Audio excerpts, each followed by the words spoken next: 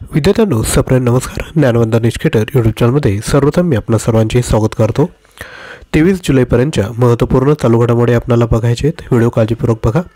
सर्वप्रथम चॅनलवर जर आले असाल तर चॅनलला सबस्क्राईब करा आणि डेली सकाळी 6 वाजता येणारे व्हिडिओ आवर्जून बघा. तर आजच्या व्हिडिओला सुरुवात करूया. सर्वात पहिला प्रश्न आहे, मानकीकरणाला चालना देण्यासाठी भारतीय मानक ब्युरो ने कोणत्या संस्थेसोबत सामंजस्य करार केला? तर मानकीकरण म्हणजे काय? स्टँडर्डायझेशन जे करायचं असतं, बरोबर. Bureau of Indian standard. तर यांनी कोणत्या संस्थेसोबत सामंजस्य करार केला आहे? तर याचं योग्य उत्तर आहे Indian institute of science Bengaluru यासोबत विद्यार्थी मित्रांनो यांनी सामंजस्य करार केला. या सहकार्यामध्ये शैक्षणिक अभ्यासक्रमामध्ये मानकीकरण समाकलित करणे, संशोधन आणि विकास प्रकल्पांना समर्थन देणे आणि व्यावसायिक कार्यक्रमांचे आयोजन करणे यांचा समावेश असेल.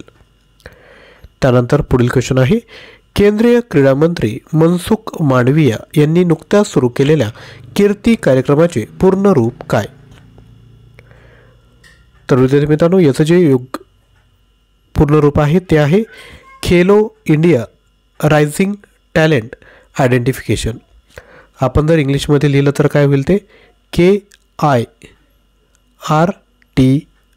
म्हणजे K for Khelo India rising talent identification. लक्षात असू द्या. नवी दिल्ली येथे जवाहरलाल नेहरू स्टेडियममध्ये केंद्रीय मंत्री डॉक्टर मनसुख मांडविया यांच्या हस्ते कीर्ती कार्यक्रमाच्या दुसऱ्या टप्प्याचा शुभारंभ करण्यात आला. कीर्ती कार्यक्रमांतर्गत 100 दिवसात 1 लाख नवोदित युवा खेळाडूंची ओळख करून देण्याचे सरकारचे उद्दिष्ट आहे. त्यानंतर क्वेश्चन क्रमांक 3, मेलबर्न 2024च्या भारतीय चित्रपट महोत्सवामध्ये कोणत्या भारतीय अभिनेत्याला भारतीय कला आणि संस्कृतीचे राजदूत म्हणून सन्मानित केले जाईल? तर याचं राईट आन्सर आहे रामचरण. लक्षात घ्या, रामचरणने महोत्सवात सहभागी होण्याबद्दल आणि आंतरराष्ट्रीय व्यासपीठावर भारतीय चित्रपटाचे प्रतिनिधित्व केल्याबद्दल उत्साह व्यक्त केला. IFFM 15 ऑगस्ट ते 25 ऑगस्ट 2024 या कालावधीत होईल. त्यानंतर क्वेश्चन क्रमांक 4, 1 week 1 theme chemicals and petrochemicals उपक्रमांतर्गत वैज्ञानिक आणि औद्योगिक संशोधन परिषद राष्ट्रीय भौतिक प्रयोगशाळेचे कार्यशाळा कोणत्या विषयावर आधारित होती? तर ही कार्यशाळा होती पाण्याची गुणवत्ता हमी यावर आधारित होती. ही कार्यशाळा 19 जुलै 2024 रोजी आयोजित 1 week 1 theme chemicals and petrochemicals उपक्रमाचा भाग होती. BND किंवा प्रमाणित संदर्भ साहित्य प्रयोगशाळांच्या चाचणी आणि अंशशोधनाला समर्थन देतात, आंतरराष्ट्रीय मानकांच्या बरोबरीने गुणवत्ता सुनिश्चित करतात. त्यानंतर क्वेश्चन क्रमांक 5, संशोधन विश्लेषक आणि गुंतवणूक सल्लागारांसाठी सेबी म्हणजे सिक्युरिटी एक्सचेंज बोर्ड ऑफ इंडियाने कोणत्या एजन्सीला पर्यवेक्षी संस्था म्हणून मान्यता दिली आहे? तर ही आहे BSE limited, Bharat stock exchange limited. भारतीय आयुर्विमा महामंडळ म्हणजेच लाईफ इन्शुरन्स कॉर्पोरेशनने ऑनलाईन जीवन विमा पॉलिसी ऑफर करण्यासाठी कॉर्पोरेट एजन्सी व्यवस्थेअंतर्गत कोणत्या बँकेशी करार केला? तर हा जो करार आहे तो केला आहे IDFC फर्स्ट बँकसोबत. लक्षात घ्या, ही भागीदारी IDFC फर्स्ट बँकेच्या 1 कोटीहून अधिक ग्राहकांना बँकेच्या वेबसाईटद्वारे LIC पॉलिसी ऑनलाईन खरेदी करण्याची परवानगी देते. IDFC फर्स्ट बँकेचे 95% जास्त व्यवहार ऑनलाईन होतात, ज्यामुळे ग्राहकांना LICच्या सेवांमध्ये प्रवेश करणे सोयीचे होते. त्यानंतर क्वेश्चन क्रमांक 7, गुन्ह्यांची त्वरित उकल करण्यासाठी कोणत्या राज्याला मार्वलद्वारे AI सपोर्ट मिळणार आहे? तर याचं राईट आन्सर आहे ऑप्शन क्रमांक C, महाराष्ट्र. आता हा जो मार्वल आहे त्याचा फुल फॉर्म काय असणार आहे? तो असेल Maharashtra research and vigilance for enhanced law enforcement. लक्षात घ्या, गुप्तचर क्षमता बळकट करणे आणि AIचा वापर करून गुन्ह्यांचा अंदाज लावण्याची आणि रोखण्याची राज्य पोलिसांची क्षमता सुधारणे हे कंपनीचे उद्दिष्ट आहे. कायद्याच्या अंमलबजावणीमध्ये अशा प्रकारच्या तंत्रज्ञानाचा अवलंब करणारे महाराष्ट्र हे देशातील पहिले राज्य आहे. त्यामुळे हा क्वेश्चन खूप महत्त्वाचा आहे. एक तर राज्य विचारला जाईल किंवा मार्वलचा फुल फॉर्म विचारला जाऊ शकतो. पुढील क्वेश्चन आहे, 2024चा पुण्यभूषण पुरस्काराने कोणाला सन्मानित करण्यात आले?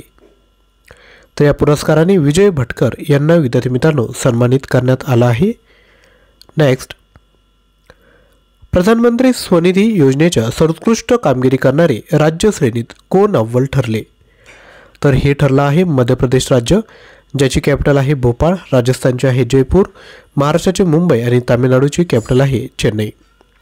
तर शहरी रस्त्यावरील विक्रेत्यांना मदत करण्यासाठी राज्याने सूक्ष्म क्रेडिट कार्यक्रमाचा यशस्वी अवलंब केला आहे. 2020मध्ये सुरू झालेली PM स्वनिधी योजना शहरामधील रस्त्यावरील विक्रेत्यांना कोणतेही तारण न घेता 50,000 पर्यंत कर्ज देते.